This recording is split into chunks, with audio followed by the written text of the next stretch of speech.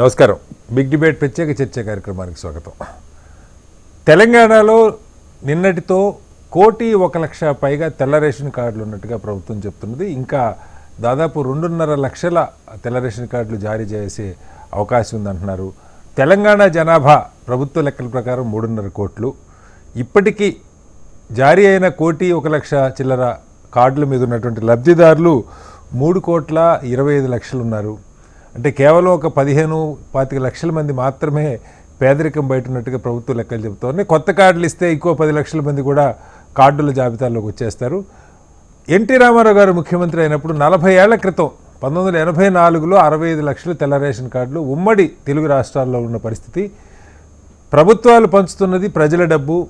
ప్రజల్ని పేదరికం నుంచి బయటికి తేవటానికి ప్రజలు కడుతున్న పన్నుల్లోంచి ఈ ఉచిత రైసు లేకపోతే ₹2 కిలో బియ్యం పథకాలు నడుస్తున్నాయి. అయితే ఎప్పటికీ పేదరికం నుంచి బయటకు వస్తారు? నిజంగా తెలంగాణలో 3.5 కోట్ల మంది పేదలు ఉన్నారా? ఉచిత బియ్యం అవసరమైన ఉన్నారని చర్చ. రాజకీయ పార్టీలు ఇలాంటి వాటి అంశాల జోలికి పోవటానికి కూడా భయపడతాయి. కార్డులు ఇవ్వటం కానీ తీసేయటం ఎరగని పార్టీలు ప్రతిపక్షాలు ఉంటున్న పరిస్థితుల్లో ఎవరు దీనికి జవాబుదారీ? ప్రజలు కడుతున్న ట్యాక్స్ పేయర్స్ కడుతున్న పన్ను డబ్బుకి ఎవరు జవాబుదారీ అని దాని మీద వాళ్ళు బిగ్ డిబేట్లో చెప్పడం. చర్చలో మనతో పాటు తాడూరు శ్రీనివాస్ గారు బీజేపీ పార్టీ సీనియర్ నాయకులు మనతో స్టూడియోలో ఉన్నారు. అలాగే మానవతరాయ్ గారు కాంగ్రెస్ పార్టీ అధికార ప్రతినిధి, వారు కూడా మనతో లైవ్లో జాయిన్ అవుతున్నారు. రెహమాన్ గారు ప్రముఖ రాజకీయ సామాజిక విశ్లేషకులు, వారు కూడా మనతో ఉన్నారు. మరి కాసేపట్లో డాక్టర్ దూదిమెట్ల బాలరాజు గారు బీఆర్ఎస్ పార్టీ నాయకులు కూడా జాయిన్ అవుతారు. ముందుగా మానవతరాయ్ గారు నమస్కారం. మానవతరాయ్ గారు, అంటే ప్రభుత్వాలు చెప్తున్న లెక్కలకి ఒకదానికి పొంతలు లేకుండా, అంటే ఒక్కసారి మనం లోతుగా వెళ్తే ఇప్పుడు డబ్బులు పంచుతున్నది ఉచిత బియ్యం ఇస్తున్నా, ఒక పథకం ఇస్తున్నా, అది రేవంత్ రెడ్డి గారి జోబులో పైసలు కాదు, అంతకుముందు కేసీఆర్ గారి జోబులో పైసలు కాదు, ప్రజలు కడుతున్న పన్ను డబ్బు. ఆ పన్ను డబ్బులో కొన్ని కుటుంబాలు పేదరికంలో మగ్గుతుంటే వాళ్ళు దాని నుంచి బయటపడాలంటే కొంత సాయం చేస్తే వాళ్ళు బయటపడతారన్న ఉద్దేశంతో ఏ సంక్షేమ పథకమైన పర్పస్ అదే. ప్రజలు పన్నులు కట్టేది సంక్షేమ పథకాల కోసం కాదు, వాస్తవంగా అభివృద్ధి కోసం. కానీ అభివృద్ధి పెరగాలంటే పేదరికం నుంచి బయటపడాలి కాబట్టి కొన్ని సంక్షేమ పథకాలు మనం పెడతాం, అంతే కదా. దాంతో అంగీకరిస్తారా మానవతరాయ్ గారు? ముందు నా ప్రశ్న ఏంటంటే సార్, నా ప్రశ్న వల్ల మీరు మధ్యలో మిమ్మల్ని ఒకసారి మాట్లాడదు. అయితే ఇప్పుడు గత ప్రభుత్వం ఉన్నప్పుడే 90 లక్షల తెల్ల రేషన్ కార్డులు ఉన్నాయని, ఆ తర్వాత ఒక 18 లక్షల అప్లికేషన్లు ఉన్నాయని, వాటిలో మీరు 11 లక్షల దాకా ఇష్యూ చేశారు, ఇంకా ఒక 2.5 లక్షలు ఇష్యూ చేస్తూ ఉంటున్నారు. కార్డు మీద ఉన్న లబ్ధిదారులు లెక్కేస్తే దాదాపు 3.5 కోట్ల మంది, అంటే తెలంగాణ జనాభా అంతా పేదరికంలో ఉన్నట్టు లెక్క. ఒకవైపు తెలంగాణలోనే 25 లక్షల కార్లు ఉన్నాయి, 5 ఎకరాల పైన ఉన్న వాళ్ళు 6 లక్షల కుటుంబాలు ఉన్నాయి, ఏడేటా ఇన్కమ్ ట్యాక్స్ పేయర్స్ ఉన్నారు, ఐటీ రిటర్న్స్ ఫైల్ చేస్తున్నారు, లాయర్లు ఉన్నారు, డాక్టర్లు ఉన్నారు, ఇంజనీర్లు ఉన్నారు. మీరు వీళ్ళందరూ ఎక్కడికి వెళ్తున్నారు? అంటే దీనికి ఎవరు జవాబుదారీ? కార్డులు ఇవ్వటం గొప్ప విషయమా, ప్రజల డబ్బుని జాగ్రత్తగా వాడటం గొప్ప విషయమా మానవతరాయ్ గారు? మనం పథకాన్ని గత 10 ఏళ్లుగా ఈ పథకం అనేది, రేషన్ కార్డులు అనేది జారీ జరగలేదు.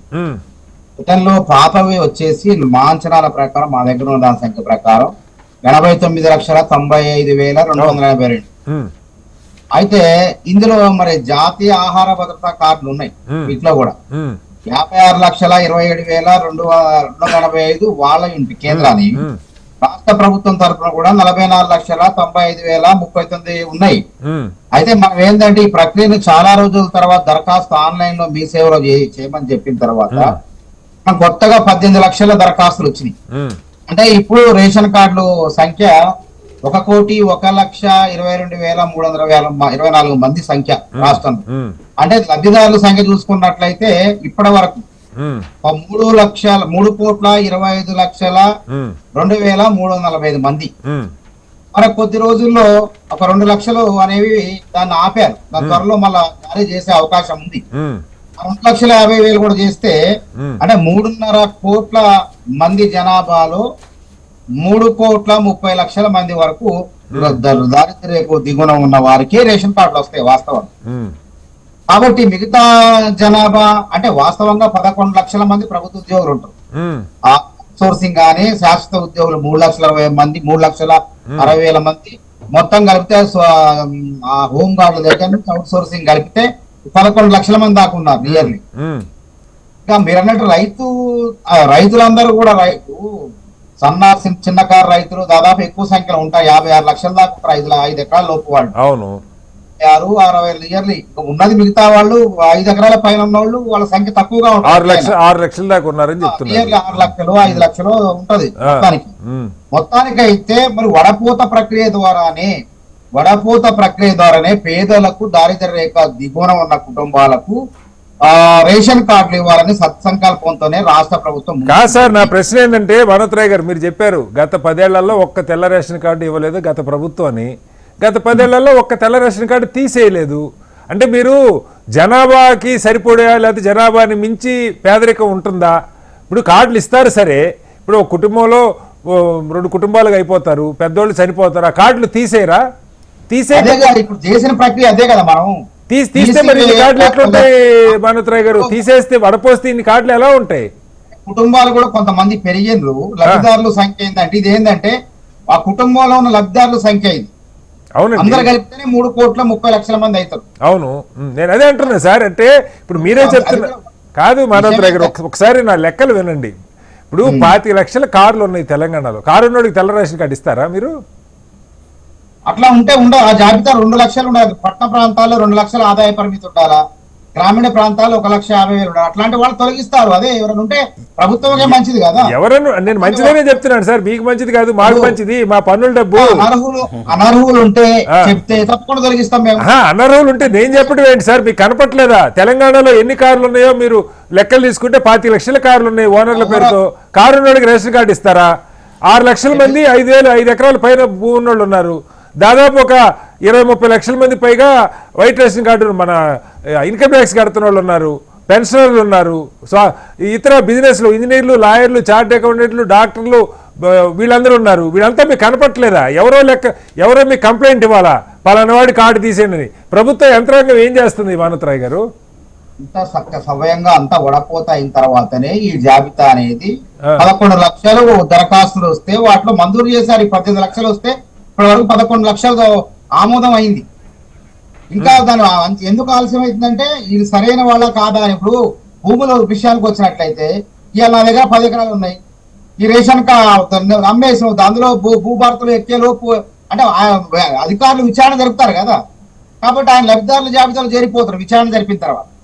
కాబట్టి ఇక్కడ ప్రభుత్వ ఉద్యోగుల నుంచి అయితే దాదాపు ఇట్లాంటి రేషన్ కార్డు దరఖాస్తులు ఉండకపోవచ్చు. ఒకవేళ అట్లాంటి వాళ్ళు ఎవరున్నా తప్పకుండా ఎరువేస్తుంది ప్రభుత్వం. ఉండకపోవచ్చుగా సార్, మీ లెక్కల ప్రకారం కనీసం 25 లక్షల కార్లు ఉంటే 1 కోటి మందికి 1 కోటి మంది లబ్ధిదారులు ఉండకూడదు. ఒక కారు ఒక ఫ్యామిలీకి ఉందనుకుంటే 4 ఉంటారనుకుంటే 1 కోటి మంది ఉండకూడదు. 6 లక్షల మంది 5 ఎకరాల పైన ఉన్నవాళ్ళు అంటే ఒక 25 లక్షల మందికి బెనిఫిషరీస్ ఉండకూడదు. ఇవి తీసేస్తే మీకు తగ్గుతాయి. ఇన్కమ్ ట్యాక్స్ అంటే ఇప్పుడు ఎట్లుందంటే మొన్న రైతు రుణమాఫీ అప్పుడు కూడా మనకి సమస్య ఉత్పన్నమైంది. ఏదో పేదవాడు పిల్లల చదువు కోసమో ఏదో ఐటీ ఉండాలి, పత్రాలు ఉండాలి, విదేశాల పంపడం కోసమో అని చెప్పి ఏదో తీసుకుంటారు. దానివల్ల నిలిపివేయటం ద్వారా మళ్ళీ ఏమైంది, మళ్ళీ ప్రభుత్వం కూడా మానవతా దృక్పథంతో అట్లాంటి వాళ్ళకు కూడా అవకాశం కల్పించింది. అది కాదు సార్, మీకు ఎవరి మానవత కాదు మానవతరాయ్ గారు, మీ పేరు మానవతరాయ్ గారు, కానీ పబ్లిక్ కడుతున్న పన్నులకి జవాబుదారీతనం, ఆ డబ్బుని సద్వినియోగం చేయటం, ప్రజల ఇతర అవసరాలకు చూడటం మీ బాధ్యత కాదా? కారు ఉన్నోడికి 10 ఎకరాలు పొలం ఉన్నోడికి 1 కోటి రూపాయలు ఇల్లు ఉన్నోడికి లేదా జూబ్లీహిల్స్లో 200 గజాల స్థలం ఉన్నోడికి కూడా మీరు తెల్ల రేషన్ కార్డులు ఇస్తారా? ఇవ్వకపోతే ఇన్ని కార్డులు ఎలా ఉంటాయి? సమాధానం చెప్పండి. అదే ఇప్పటి వరకు అయితే సహేతుకంగా ఉన్నాయి. ఇంకా 2 లక్షలు ఉన్నాయి. ఏదైనా తప్పకుండా ప్రభుత్వానికి చర్యలు తీసుకోండి. పేదవాడు నష్టం జరగకూడదు పెట్టుకోండి. రైట్, మీకు పేదవాడికి నష్టం జరగకూడదు, పన్ను కట్టేవాడికి నష్టం జరగచ్చు. పన్ను కట్టే వాళ్ళకు నష్టం కాదు. ఇప్పుడు ప్రభుత్వ ఉద్యోగులు అరే ఎక్కడి నుంచి మీరు రేవంత్ రెడ్డి గారు ఉన్న డబ్బులు ముద్రేసిస్తున్నారా మానవతరాయ్ గారు? ఏం లేదు కదా. ఇప్పుడు ఉన్న దరఖాస్తు చేసుకున్న దాన్ని బట్టి దాన్ని వడపోసిన తర్వాతనే లబ్ధిదారుల సంఖ్య పరిగణించబడుతుంది. ఓకే, మళ్ళీ వస్తారు ఉండదు.